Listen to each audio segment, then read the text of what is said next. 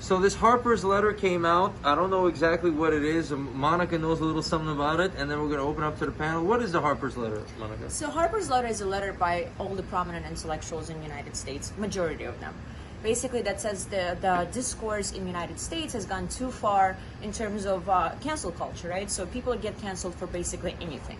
And they give an example of David Shore, who used to be a data analyst, who got fired because he published a study by an African-American Princeton professor that says that riots benefits Republicans. It's not a racist study, it has been done, and they used an example of like Nixon election where the riots that happened after MLK assassination gave 2% advantage to Republicans. And he got fired from his job for that. So that kind of prompted the debate on whether cancel culture has gone too far, and people who signed those letters, that letter is, some of them are very prominent intellectuals like Noam Chomsky and Salman Rushdie and Bari Weiss, who actually resigned from New York Times today because she signed exactly that letter. So, okay, well, let me cut in for a second. So, just to explain it in layman's terms, these are the elites telling their little underlings that, you know, cut this shit out and we're going to go down a different road, so to speak, right? They start the letter out. Our cultural institutions are facing a momentum, a moment of trial. Powerful protests for racial and social justice are leading to overdue demands for police reform, along with wider calls for greater equality, inclusion across our society, not least in higher education, journalism, philanthropy, and the arts. But this reckoning has also intensified a new set of moral attitudes, la-di-da-di, so on and so forth. So they're fluffing them up, and then they're saying, you know what? Relax a little bit, okay?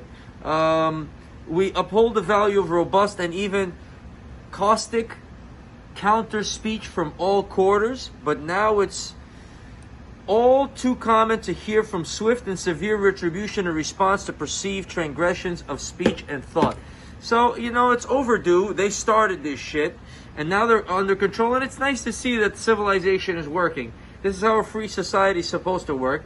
A little letter, this is what we're doing now, you leftist assholes, and now just fall back and relax. That's my take on it. You can finish up what you're saying. I want to say that a lot of people who signed that letter are liberals, right? They're prominent intellectuals and liberals, including Noam Chomsky, who stood up for the rights of the oppressed his whole life. He's been spied on by CIA, so you can't just dismiss them as right-wingers who say that cancel culture is real. Salman Rushdie had fatwa on his head his whole life. He has to hide from mullahs his whole life, and he's been persecuted.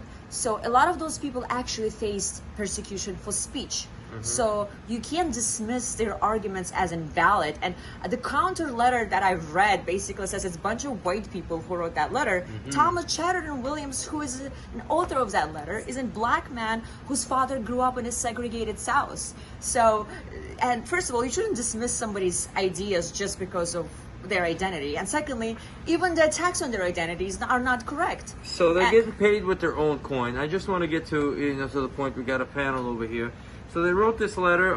Let's turn it to Democrat Boris over here. Do you have any sit, Matthew. Where are you going? So what do you have to say?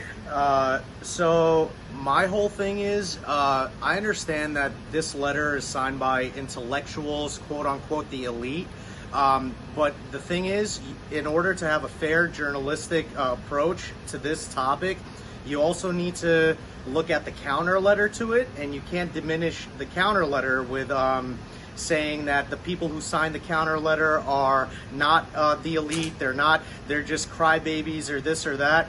You can't really say that. So the people who signed the counter letter were 200 prominent journalists, people in the media world, a lot of them being minorities.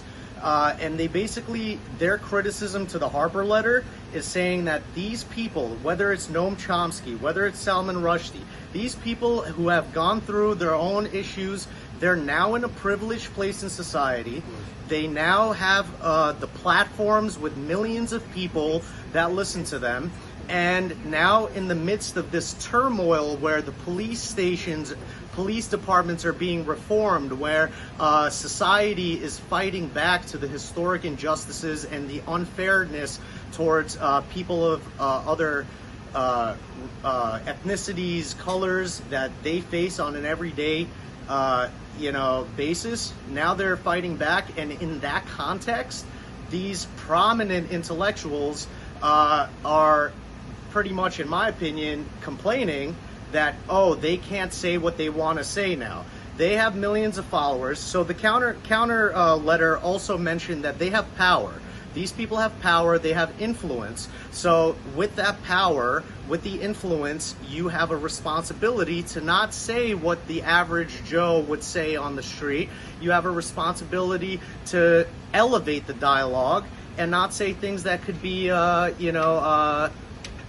offensive, really offensive to certain people. Like, for example, one controversial person on that list of the first letter was J.K. Rowling, right?